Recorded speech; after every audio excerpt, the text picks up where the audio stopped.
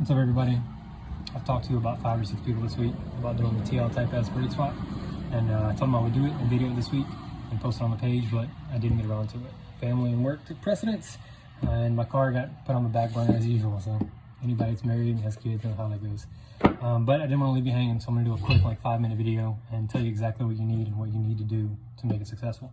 First thing you need to do is buy your brembo brakes. These are from TL-S. I got mine off Rock Auto. They were 75 bucks a piece plus $50 each core charge, so 125 bucks per side. So 250 bucks, and I'm in my calipers, and that's it. I've seen them on eBay for 250 bucks used, but you don't know the quality of them. You don't know, if the seals are good, what kind of condition they're in. So these are completely rebuilt. I think AC Delco rebuilt them, and then they're powder coated black, and that's why I went with Rock Auto instead of AutoZone or O'Reilly's, because I was going to powder coat mine black anyways, and this saved me the time and the money of coating them. So I got purple brembo stickers to put on the front after I get the ears milled, because purple and black is my color scheme. So you need both calipers, left and right. They are different part numbers. We need a 9/16 drill bit, 4 bolts. These are M14, third pitch is 1.5, and 21 millimeters long. So I bought 10 of them, I think, for 18 bucks off Amazon. It's the only place I could find them. I didn't try local because I was being a lazy bum and sitting on my couch. You also need a hammer drill. I got this cheap off eBay. I think it was 30 bucks new.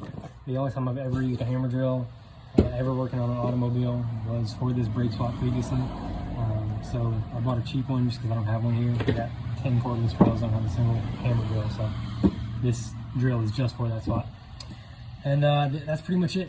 So what you need to do is take off your wheel from your S2000, take off the original caliper and the rotor, and then you'll see the knuckle. Knuckle has the 2 little ears there that your bolts go through. Sweat holds your caliper down. So you want to drill those out with your 9/16 drill bit, and you should be able to secure the caliper with these bolts right then and there. I know some people have taken a 7mm spacer and put it behind the rotor, and that way you don't have to mill anything off the ears. So you've got your caliper mounted here on your vehicle, and then you have your factory rotor and the spacer behind it. The problem with that is, with my wheels, the caliper is going to stick out too far and the wheels are going to hit it. Last time I did the swap, I had CE 28s, and they were plus 38, and without a spacer, even with 7mm shade off the back, they were hitting the caliper, so I had to get a 5mm spacer. So if I put a 7mm behind the rotor and don't mill anything off the back of the ears, it's going to be even worse. So I'm going to go ahead and mill them off. If you don't mill them, not only are you going to put a 7mm spacer behind the rotor, but you're also going to have to get extended studs, because I wouldn't trust the factory studs with a 7mm spacer. That's just me. So what you do is you take it to a local machine shop and get them to mill around this little area here. You want to mill 7 mils off the back, and it'll bolt right onto the back of the knuckle.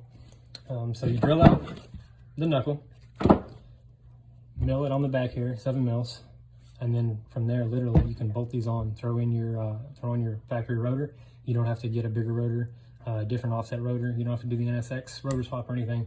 OEM rotor, 7 mils off the back of this ear here, and then put it on there. When you go through 7 mils, you will eat through the metal here and here, tiny little holes.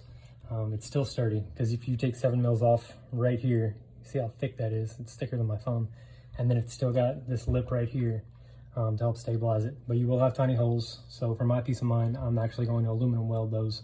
You won't be able to see it. It'll make it a little bit more sturdy. I just do that for me. I know people don't like to drill out the knuckle, so they put nutserts in their rotors, or I'm sorry, in their calipers. That way they don't have to drill out the knuckle. I'm not a huge fan of nutserts on something that's structural like that. I'll use nutserts on over fenders, but that's about it. I don't want to go down the highway doing 100 miles an hour, slam on the brakes, and my caliper moves and wiggles or anything. Have I heard of that happening? No. Do I know anybody that's happened to? Absolutely not. So I don't want to give you bad info or downgrade nutserts, but me, I just won't do it for my peace of mind. But that's pretty much it. 7 mils off the back. Make sure you got the bolts.